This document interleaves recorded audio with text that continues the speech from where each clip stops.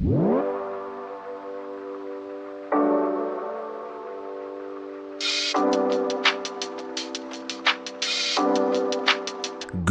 afternoon, good morning, good evening, everybody. It is Saturday, July 25th, and you know what that means. It is time for the High Risk Wrestling Podcast. I am your host, hoping to be redeemed, Jeremy Pierce. Welcome one and all. You know you can check out the socials, Charismatic Creations on Facebook and YouTube, Charismatic_Creations 52 on Instagram, and of course the 215 on Twitter. And today's show, AEW is bringing us a brand new pay-per-view event, AEW Redemption. It is going down tomorrow night.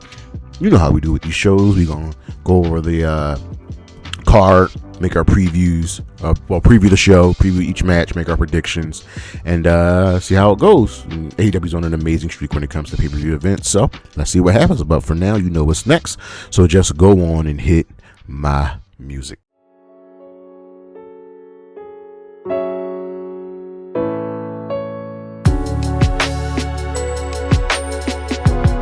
All right, ladies and gentlemen, AEW is bringing us another pay-per-view event. This is AEW Redemption, going down at the Bell Center in Montreal, Quebec, Canada. Now, there's a lot to talk about with this show. It's called Redemption because, well, the main event was originally scheduled to be Kenny Omega versus MJF for the World Championship, the Men's World Championship, that is. And they decided to have the match at Beach Break because I believe MJF is just banged up and needed the time off. So the redemption for Kenny, because we're all assuming that Kenny was supposed to win the World Championship at this event. Well, he's not being redeemed. So we have a new event. We have a new main event. This is the first redemption event, and this is AEW's. This gives them 10 pay-per-views for the year. If we look at the pay-per-view schedule, well, not schedule, but if we look at the events that they have for the year, they have All In, All Out, Double or Nothing, Dynasty, Forbidden Door, Full Gear, Redemption, Revolution, World's End, Wrestle Dream. It's fine. I like it. I kind of wish they didn't need to add a 10th event, but if starting next year, if they spread everything out, it will work beautifully. Seeing as how this is the first redemption event, there is nothing to go by from last year.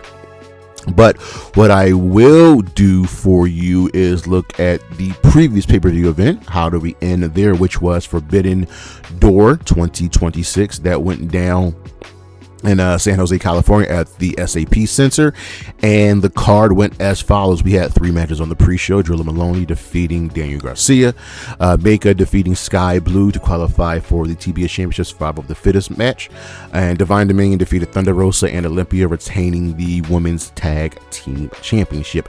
Then we had the Young Bucks defeat El Sky Team and Unbound Co. and just a fine 3-way tag team match. Kenny Omega defeated Zack Sabre Jr. Moxley defeated Bandito by technical submission, retaining the Continental Championship. Shota Umino defeated Pac, retaining the IWGP Global Heavyweight Championship. Tekla defeated Starlight Kid, retaining the AEW Women's World Championship. Cage and Co defeated the Dogs, retaining the Men's Tag Team Championship. Mercedes Moné defeated Maya World in the finals of the Women's Owen Cup to earn her title shot at All In. Team Briscoe defeated Team Don Callis Family MJF in a Death's Door match, and seeing as Briscoe's team won, he earned the AEW World Championship match.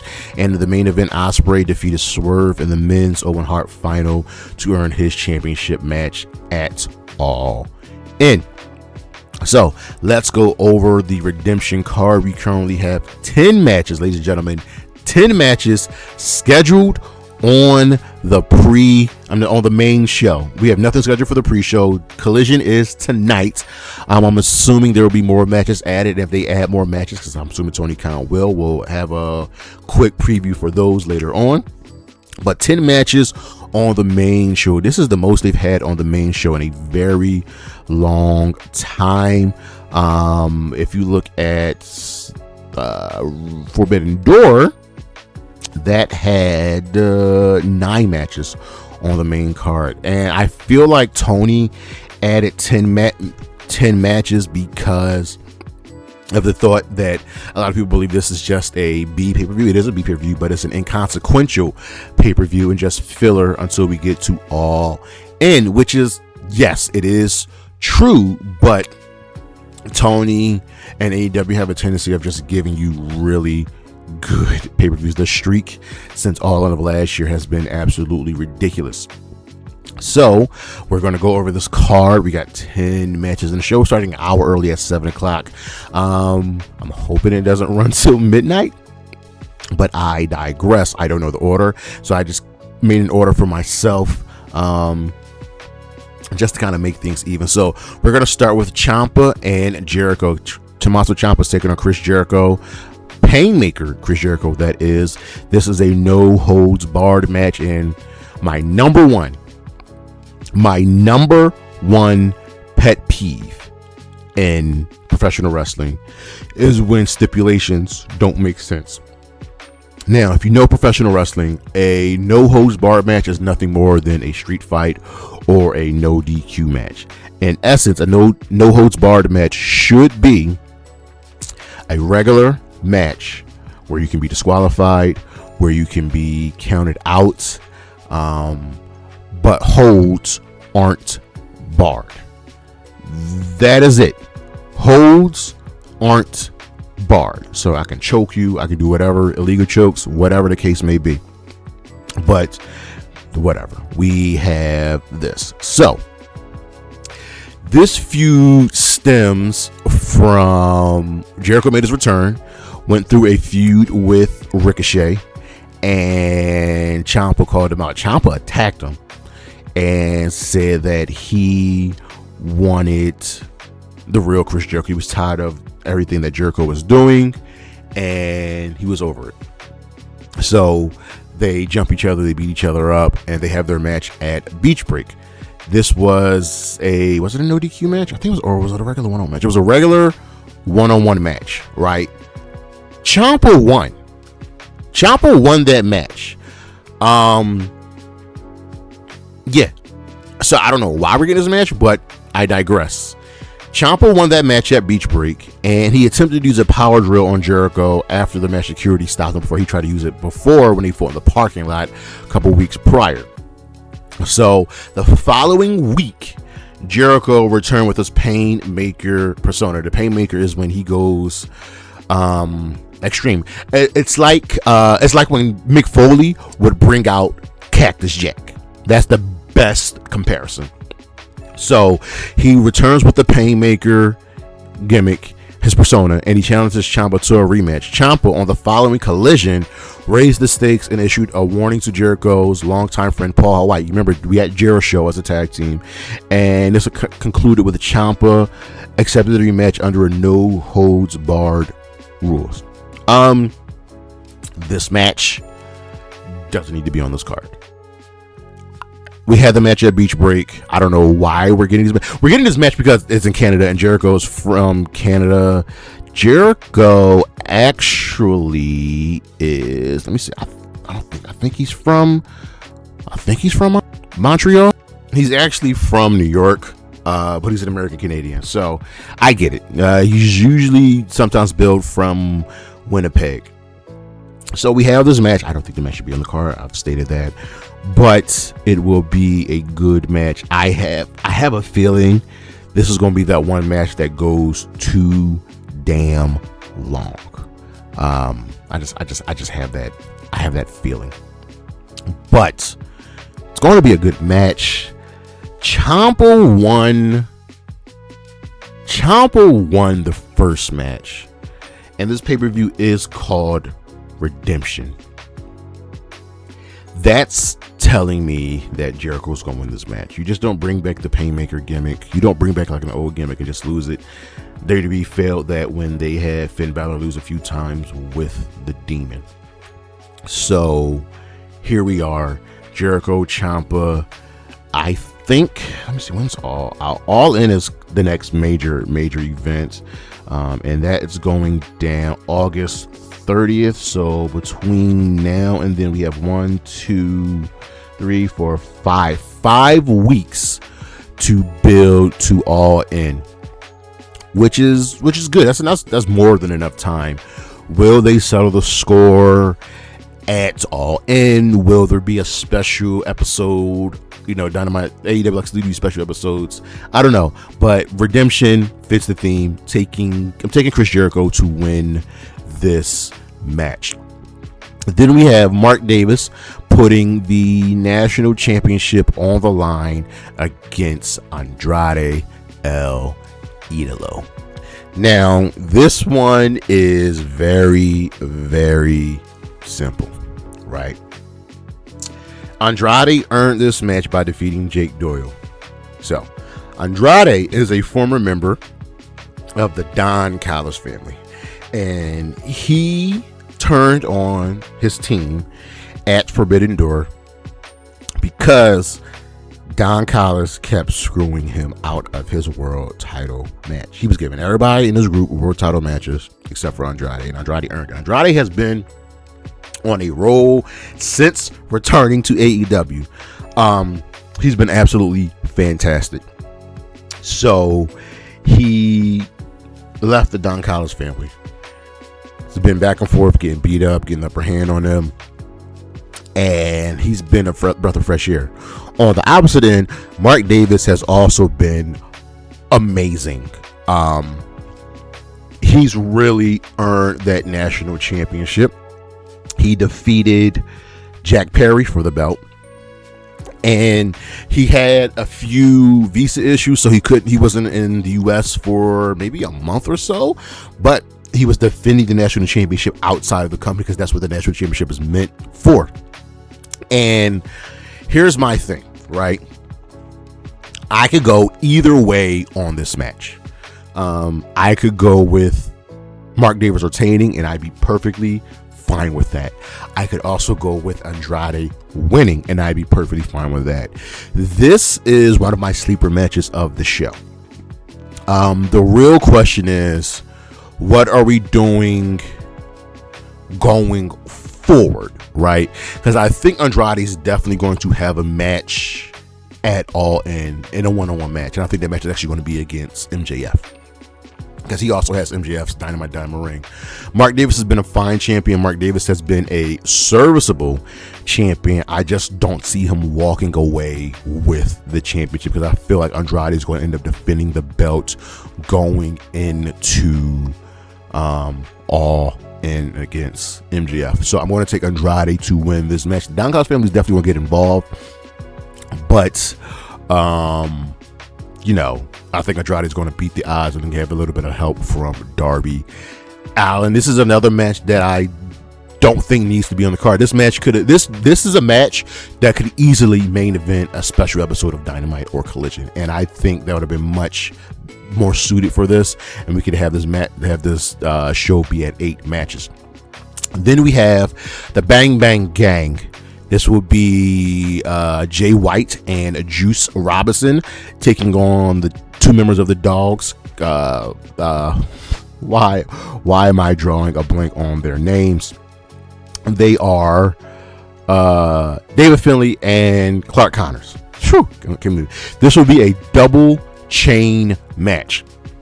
Now, this is the history. This history here goes all the way back to New Japan, right? So all 4 of these guys used to be members of the Bullet Club, the #1 faction in all Japan, one of the greatest factions of the last 20 years, right? Jay White is a former leader of the Bullet Club. He was unceremoniously kicked out by David Finlay, right? Juice Robinson is also a former tag team partner of David Finlay. They were Finjuice. So there's a lot here, and this is simply Jay White getting revenge. He made his return, and he's been going at it with the Dogs. The Bang Bang Gang are at full strength. Jay, Juice, the Guns, Ace Austin. It's great to have them back. The Dogs are missing Gabe Kidd, who's just wrecking house over in New Japan at the moment. But the Dogs also have backup with the Death Riders. Now, this is a double chain match. I don't think this needs to be a double chain match. A double chain match is simply a strap match. Each person is chained by the wrist to another person. And this will be the one match where you might see the most blood, because strap matches usually are very, very, very brutal. I'm going to squash this right now. Juice Robinson is not turning on Jay White. He's not turning on the Bang Bang Gang. He is not joining the Dogs. I know people think that might happen. Get that out of your brain. But here's the thing about this match. The Dogs lost the tag team title match at Forbidden Door. Clark Connors lost in Jay White's match, the return match. Can you have them lose another match? No, I don't think so. This is going to be a fun match. This is going to be a very, very fun match. Let's get that right. But I think the Dogs are winning, maybe because Gabe Kidd is going to return and help his boys win. But ultimately, I see the Dogs winning, and we're going to get that one-on-one match between Jay White and David Finlay at All In. I think that's the direction we should go, and I'd be perfectly fine with that. So take the Dogs to win the strap match. Then we have the men's World Tag Team Championship on the line, as Cope and Cage are putting the belts on the line against the Death Riders team of Claudio, Castagnoli, and Pac. This is very simple. This is very, very, very simple. The outcome is a done deal. Cope and Cage are retaining. There are no ifs, ands, or buts about it. They are going into All In as tag team champions. Claudio and Pac are great challengers. They represent the Death Riders very, very well. They're not winning this match. This match is not about the tag team titles. This match is not about Cope and Cage. This match is not about the Death Riders. This match is about two very specific teams joining AEW. The Motor City Machine Guns and the New Day, or whatever they're going to be called. Okay? Look. Cope and Cage are winning this match. And I think... So the Motor City Machine Guns are officially free agents. I don't think they're going to debut at Redemption. I think they're going to debut on Dynamite Wednesday when they're in Detroit. The New Day, their contract is officially up in one more week. And there's going to be hints, I think, at Redemption for them.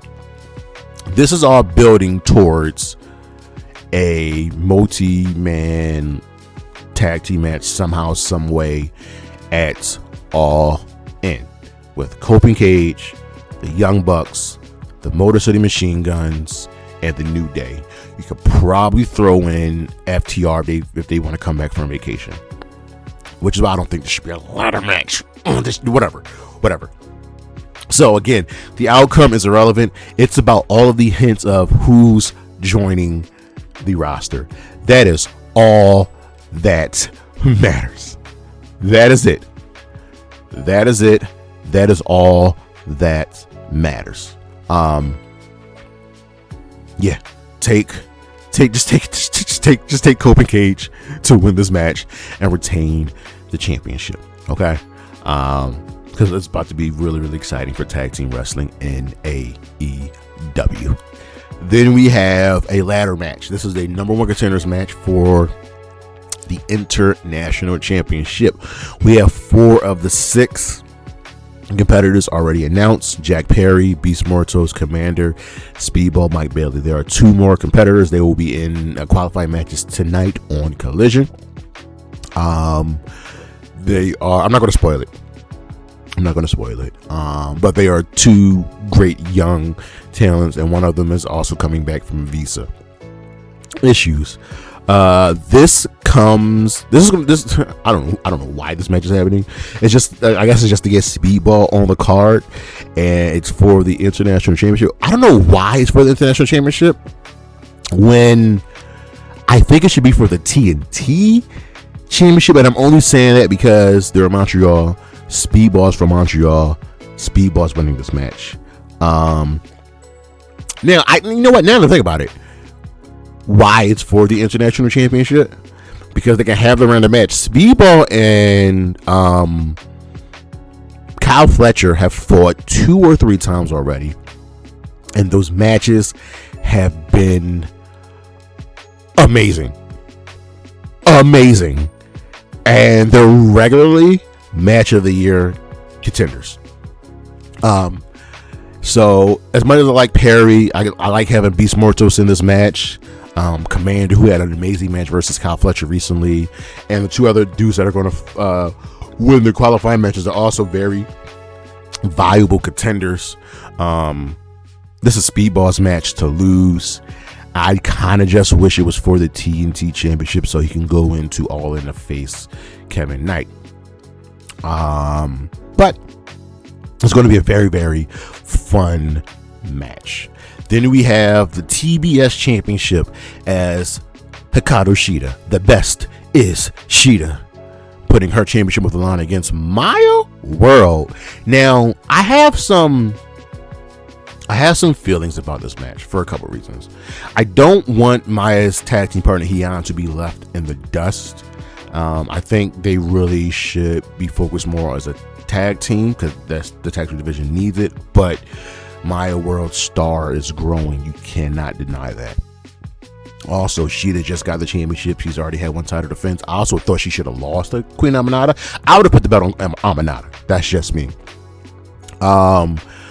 Here is the real question. Can you have Maya lose this match? Because here's my thinking. I think Maya is going to become a big part of Ring of Honor. And you know what I'm alluding to.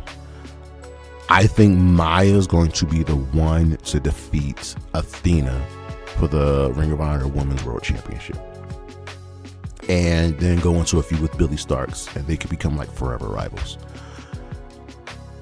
Shida just got the belt. Shida has been really good in her heel role since her return.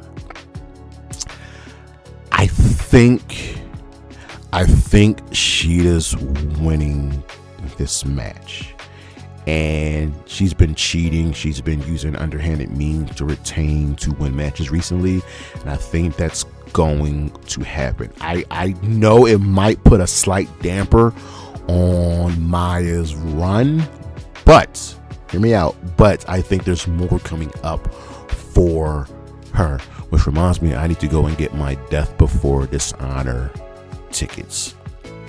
Yeah, I think Maya's destined for something just a little bit more, and that's perfectly fine. Shida has really earned this run as champion, and she's been good, and I think we should really have her just be champion a little bit longer, just to establish herself a little bit more as the champion here.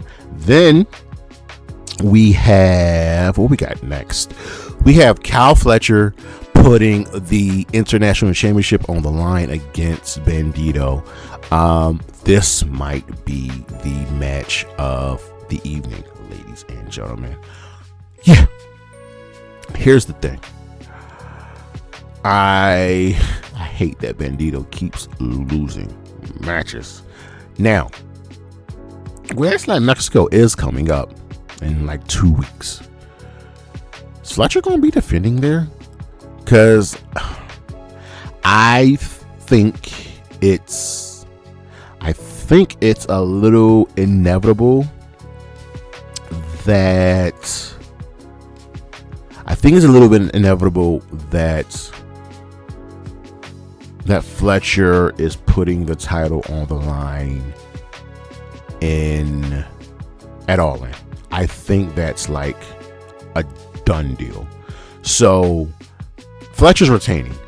I just don't like Bandito as world champion losing matches a lot. He's the Ring of Honor world champion. He loses single matches.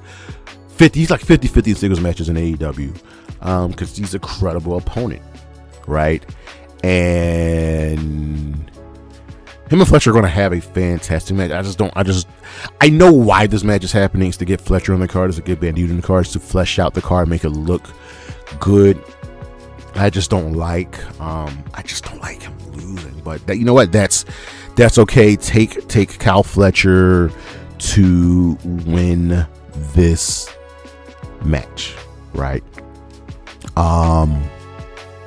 It's gonna be good. There's something else happening here, and that would probably involve Ciampa and not Ciampa. I'm sorry, Okada. I don't know where I got Ciampa from. Okada and Takeshita, and that's what we're obviously moving forward to, alluding to with the International Championship. And then we have a match like, okay, yeah, I get it now. Death Riders taking on the Young Bucks, and the Death Riders team is Jon Moxley and Will Ospreay. And boy, oh boy, oh boy, there is some heat here. It is hot. It is hot, ladies and gentlemen. So Ospreay is officially a member of the Death Riders, right? He's teaming up with his new mentor, Jon Moxley, who has pretty much put that man through the hyperbolic time chamber and raised him up. And now Ospreay is going into All In as the number one contender for the AEW World Championship. So why are the Bucks here? They don't like what's going on with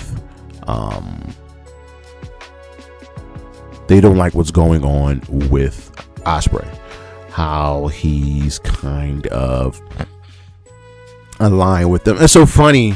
It's so funny where stories come and go with AEW. Last year, the Death Riders and the Young Bucks were aligned together. Like, what? And now in a year, they're on opposite ends. Like, everything is done with shades of gray. This is probably my match of the night. It's going to be a very fantastic match. The question is, how are we doing things going into All In? We know Ospreay's facing Kenny. We're assuming the Bucks are going to be in some type of tag team title match. I don't know where Mox goes because he doesn't really have a contender for the Continental Championship. I don't know who can it be. That's the only question, but they'll figure out something. Can you have Ospreay lose any matches moving forward going into All In, right? Can you have the Bucks going forward? Because you got to make them credible for the tag team titles, but they're former tag team champions. They already are credible. I think the Death Riders are winning here. I think that's happening. But there's going to be some twists and turns coming up. Then we have the AEW Women's World Championship, as Tekla is putting the championship on the line against Willow Nightingale. And